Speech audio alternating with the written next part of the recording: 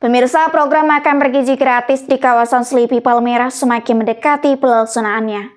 Mulai besok 6 Januari 2025, menu makanan bergizi akan didistribusikan ke 11 sekolah yang ada di wilayah tersebut, yang mencakup TK hingga SD di Selipi Palmerah.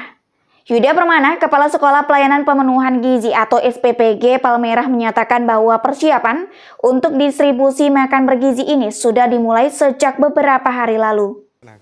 Ini terkait dengan kesiapan kami, mulai dari data sekolah. Data sekolah sudah kami himpun, karena kami kemarin sudah uji coba 2 bulan, data sekolah itu sudah kami himpun. Kemudian untuk menu ini juga kami sudah buatkan kurang lebih sekitar 20 hari untuk menu yang beragam tiap harinya. Kemudian proses yang dilakukan setelahnya adalah kita kesiapan dapur. Kemarin itu kami sudah lakukan pembersihan secara umum. Supaya apa? Kita memastikan bahwa kebersihan dari satuan pelayanan pemenuhan gizi kami itu sudah terjamin kualitas hygiene dan sanitasinya. Nah, proses itu tidak hanya dilakukan, misalnya kemarin kan libur itu, terus kita baru lakukan. Tidak seperti itu, tetapi setiap hari kami lakukan pembersihan secara umum terhadap masing-masing dari divisi, baik itu dari divisi persiapan, kemudian divisi masak, pemorsian, tim cuci, begitu. Untuk ini kan untuk dari tahapan awal nih, kemudian kita sudah masuk pada H-1. H-1 kita melakukan penerimaan barang. Penerimaan barang itu sesuai dengan spek yang telah kita tetapkan. Seperti apa speknya adalah kita selalu yang kita pentingkan adalah mutu, kualitas bahan baku dari hulu hingga hilir itu sampai dengan kualitas yang tetap terbaik, begitu. Kemudian ketika barang itu sudah sampai di tempat kami, itu kami lakukan penimbangan. Apakah sesuai dengan apa yang sudah kami pesan. Selanjutnya kita ada ruang inspeksi. Ruang inspeksi itu untuk memastikan apakah ada barang-barang reject atau cacat. Misalnya ada barang busuk dan segala macam, itu kita pisahkan. Untuk nantinya kita timbang, kita tukarkan kepada pihak supplier. Nah, untuk saat ini proses itu sudah masuk kepada proses pembersihan, kemudian pemotongan, baik itu dari sayur-sayuran, terus ada protein nabati dan protein hewani. Nah, itu sudah kami lakukan prosesnya agar nantinya ketika jam 1 nanti kita proses mulai masak. Itu semua sudah ready to cook atau sudah disiapkan seluruhnya dengan tetap tadi kami sesuaikan pesanan, baik bahan baku itu selalu sesuai dengan AKG atau angka kebutuhan gizi masing-masing anak dari skala umurnya. Nah, kenapa sih kita harus berfokus pada AKG?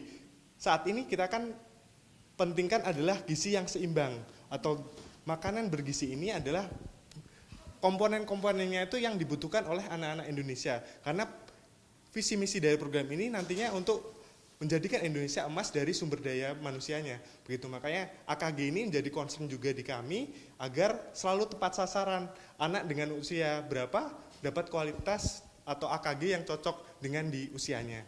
Begitu untuk persiapannya sampai sekarang seperti itu. Nanti malam jam 1 baru proses kita masak-masaknya. Sampai untuk masak sekitar jam 1 sampai jam 9. Begitu. Ya. Katanya ada beberapa gelombang.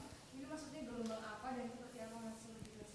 Oke, baik. Ini adalah gelombang pendistribusian. Jadi di kami itu kami melayani untuk tahap awal ini kami melayani dari TK, SD, SMP.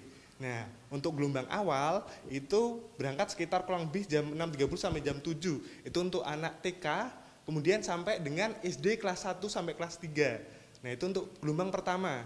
Itu anak-anak biasa makan sekitar jam 8.30 sampai 8.45 begitu. Kemudian untuk gelombang kedua itu sekitar pukul 9 kita sudah mengirim kembali, pukul 9 untuk anak itu makan sekitar pukul 10.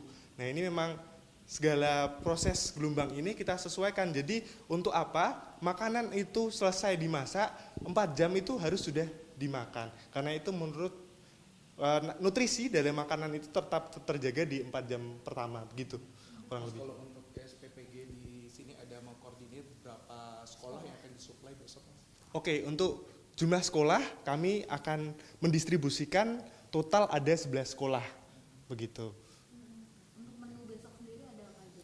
Oke, untuk menu besok itu kita ada nasi, kemudian ayam ketaki atau ayam ketepung begitu, terus ada tahu goreng, kemudian ada sayurnya kita punya kacang panjang, kemudian yang terakhir itu buah kita pakai jeruk. Nah, komponen ini adalah, memang kalau kita lihat komponen ini kan belum ada susu ya. Susu itu kalau menurut SOP, standarisasi juknis julak yang kami terima, itu susu kurang lebih sekitar 2-3 hari. Jadi nggak seluruh seminggu gitu, jadi cukup 2-3 kali dalam 1 minggu begitu. Untuk Selasa kita ada susu begitu. Total ada berapa makanan yang akan didistribusikan Mas besok Mas? Oke, untuk total keseluruhan yang akan kami distribusikan, total ada 2.987. Tuh. Untuk orang-orang yang di sini yang masak terus kemudian yang motong-motong itu total ada berapa orang Mas di SPPG Palmera ini? Oke, di tim kami total ada 50 orang. Di sini kami sebagai kepala satuan pelayanan, kemudian kami juga memiliki akuntan, kemudian ahli gizi, asisten lapangan. Itu untuk divisi staf ya. Kemudian untuk tim masak kita ada 9 orang. Kemudian tim pemorsian kita ada 9 orang. Kemudian ada tim cuci itu 16 orang. Kemudian tim persiapan 7 orang. Kemudian selanjutnya driver 4 orang, kemudian ada CS 1 orang. Begitu. CS itu cleaning service. Untuk pendistribusian sendiri ini kan ada mobil di depan Pak. Itu Ya. dijelaskan untuk satu mobil itu kapasitasnya berapa? Oke, untuk di setiap SPPG nantinya akan ada 2 unit kendaraan. 2 kendaraan ini masing-masing kapasitasnya ada di 1050. 1050 nanti ini karena kita kan ada 2 gelombang itu. Kalau kita cek lagi di dalam prosesnya itu 2 gelombang.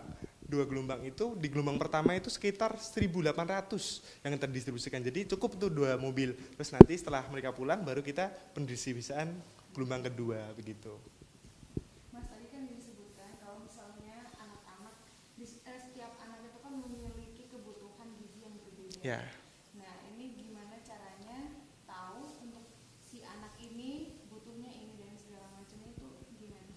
Oke, jadi hal ini kita mendistribusi, kita fokuskannya di angka kecukupan gizi. Angka kecukupan gizi itu masing-masing umur itu kan berbeda. Yang kita lihat dari nilai gramasinya, kita berkolaborasi nih dengan ahli gizi. Kami juga punya ahli gizi untuk memastikan kebutuhan anak umur berapa, dia kalori yang diperlukan berapa. Contoh nih, anak TK sampai dengan SD kelas 1, 2, itu yang mereka butuhkan sekitar 460 sampai dengan 500. Kemudian anak yang SD kelas besar itu sekitar 550.